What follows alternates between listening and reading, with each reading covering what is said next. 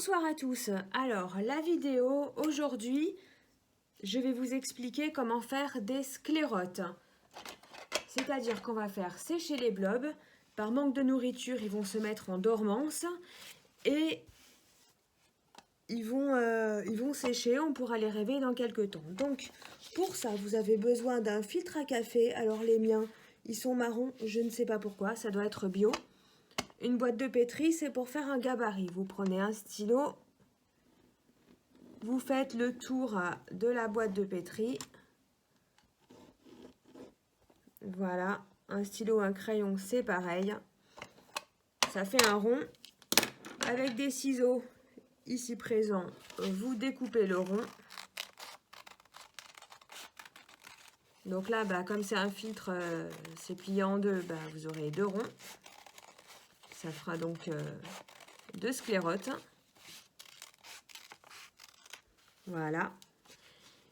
Et donc, je vous montre le résultat final.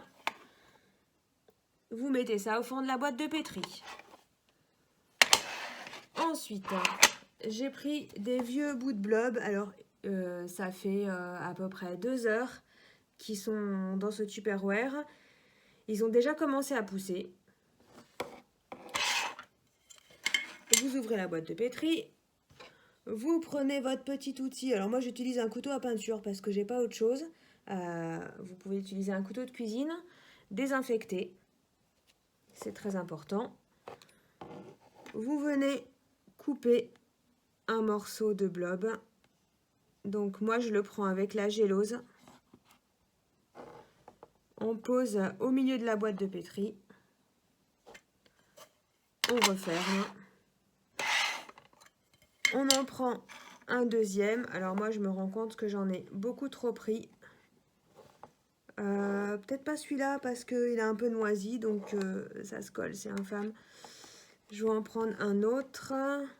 Alors je sais pas s'il est... Je vais essayer un autre. Voilà, celui-là. Regardez, il est là. Ensuite, je vais venir humidifier un petit peu. Alors pour ça, j'utilise toujours mon vaporisateur. Type ça, ce qui sert à humidifier les cactus. J'humidifie un petit peu. Et j'ai l'impression que ça fait déjà beaucoup. Pareil, j'humidifie un petit peu.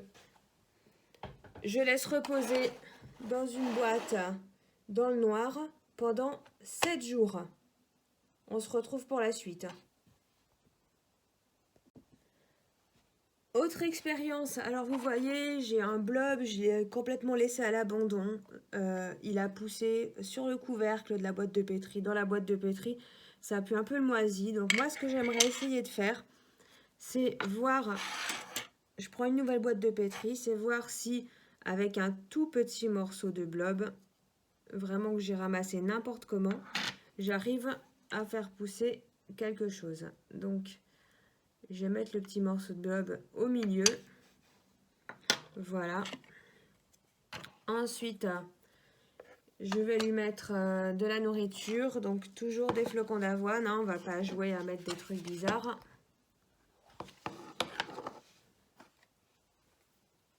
Je vais en mettre très très peu pour éviter que ça moisisse parce que en termes de gélose, c'est une ruine, hein, cet élevage de blob.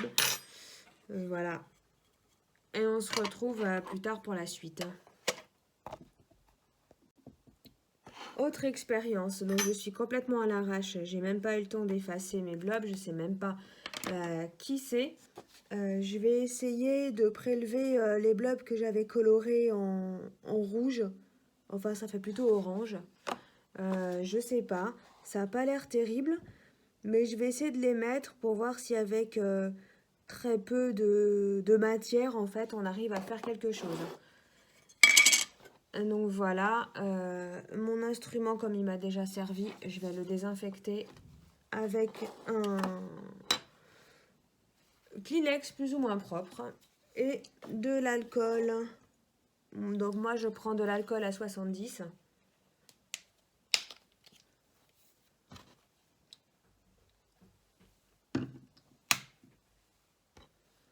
je désinfecte et j'essuie. C'est infâme en fait, c'est tout sauf scientifique ce que je suis en train de faire. Donc je vais prendre les 2 morceaux de blob parce que avec un seul j'ai vraiment peur qu'il n'y en ait pas assez. Je les pose au milieu et ensuite avec ma cuillère je leur mets un petit peu de flocons d'avoine. Donc c'est les Quakers, hein, toujours pareil. Bon, pour des raisons de facilité, je les ai transférés dans un petit Tupperware. Hein. Voilà, donc je sais pas qui c'est ce blob, c'est pas grave, on lui trouvera un nouveau prénom. Ensuite, je vais continuer, comme il me reste 2 boîtes de pétri. Bon, ben, je vais essayer de faire pousser celui-là. Donc, il a l'air un petit peu moisi, mais bon, c'est pas grave. Alors, ce que je voulais dire, c'est qu'au fur et à mesure, ben, comme l'expérience du CNRS est en train d'approcher à grands pas, j'aurai peut-être plus beaucoup de temps avec les blobs que m'avait donné Marivonne.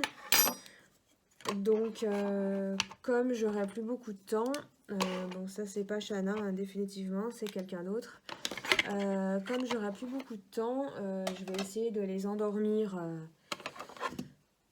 Ben voilà, les endormir pour qu'ils me foutent la paix. Parce que je serai suffisamment occupée avec le CNRS. Donc là, c'est pour voir, on va dire, qui c'est qui réagit le mieux. Est-ce que c'est le petit blob qui est... Oh, je l'ai abîmé en plus. Est-ce que c'est le petit blob qui est tout fin ou est-ce que c'est le gros blob qui est assez énorme? Donc au milieu, je leur mets un petit peu de bouffe. Voilà.